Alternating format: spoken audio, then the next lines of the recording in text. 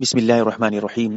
غسل کرنے کی کیا دعا ہے، یعنی نہانے کی؟ جب ہم نہاتے ہیں تو اس سے پہلے کیا دعا پڑھیں گے، اس کے بعد کیا دعا پڑھیں گے، یہ سب کیا ہے، میں انشاءاللہ اس کے بارے میں مکمل تفصیل سے بتاؤں گا۔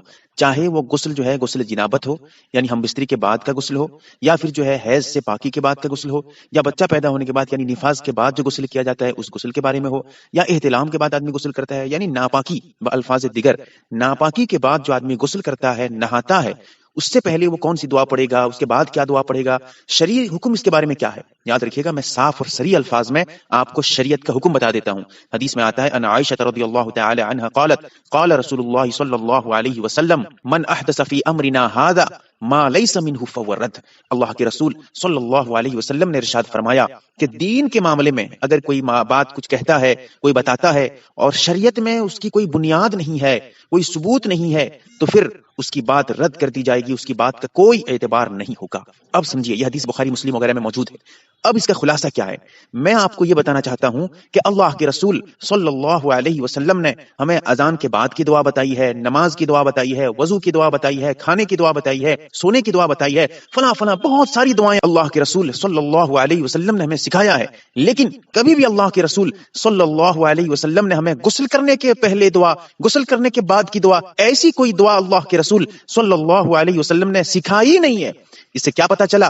اس سے پتا یہ چلا کہ نہانے سے پہلے، چاہے وہ کسی بھی طرح کا نہانا ہو، کسی بھی طرح کا غسل ہو، میں نے غسل کی وضاحت کر دی ہے، وہ کسی بھی طرح ناپاکی پاکی جو بھی غسل ہے، اس سے پہلے کوئی دعا ثابت نہیں ہے، اس کے بعد بھی کوئی دعا ثابت نہیں ہے۔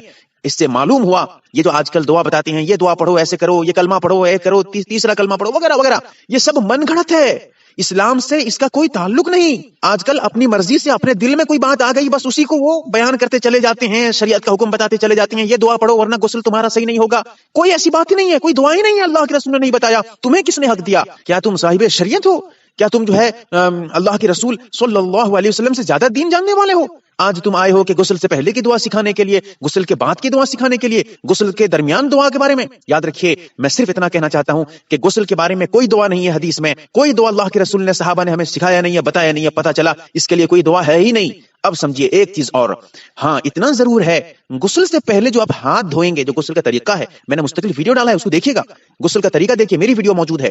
تو غسل میں جو سب سے پہلے ہاتھ دھوتے ہیں، گٹوں تک جو ہاتھ دھوئیں گے سب سے پہلے، اس وقت ہاتھ دھوتے وقت آپ کو بسم اللہ پڑھنا ہے، صرف بسم اللہ پڑھ کر ہاتھ دھوئیں گے، یہی دعا ہے، اس کے علاوہ اور کوئی دعا نہیں ہے، یاد رکھیے گا۔ اور جہاں تک غسل میں جو وضو کریں گے، وضو کی دعا آپ پڑھنا چاہیں گے، وہ تو ہر وضو کے بارے میں ہے، تو وضو کی دعا تو وہ تو الگ ہی ہے، اس کو آپ پڑھ سکتے ہیں، لیکن غسل کے لیے، نہانے کے لیے کوئی دعا، ایسی کوئی بات نہیں ہے۔ اللہ سے دعا کریں کہ اللہ تعالیٰ نئی نئی باتوں سے، ایسی باتوں سے اللہ تعالیٰ ایسے کام سے ہماری حفاظت فرمائے جو دین میں نہیں ہے۔ یاد رکھیے گا، دین میں جو چیز نہیں ہے، جو کام دین میں نہیں ہے، آپ اس کو دین سمجھ کر، شریعت سمجھ کر عمل کریں گے، یہ بدعت ہوگا، اور بدعت اتنی خطرناک چیز ہے جو آپ کو سیدھا جہنم کے راستے تک، وہاں لے کر آپ کو جہنم میں پہنچا دینے والا کام ہے یہ بدعت، اسی لیے مکمل اس سے بچا کریں۔ اللہ تعالیٰ ہمیں صحیح سمجھ عطا فرمائے، آمین یا رب العالمین۔